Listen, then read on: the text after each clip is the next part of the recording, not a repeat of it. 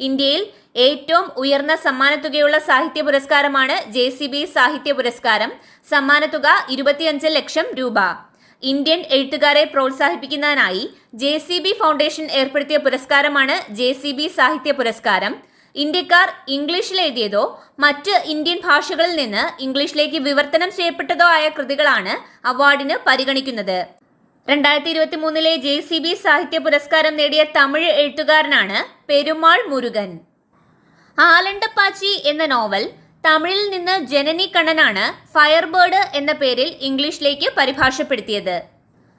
അടുത്ത ക്വസ്റ്റ്യൻ, മഹാത്മാഗാന്ധി ഗ്രാമീണ തൊഴിലുറപ്പ് പദ്ധതിയുടെ സോഷ്യൽ ഓഡിറ്റിംഗിൽ ഇന്ത്യയിൽ ഒന്നാമതെത്തിയ സംസ്ഥാനം? കേരളം.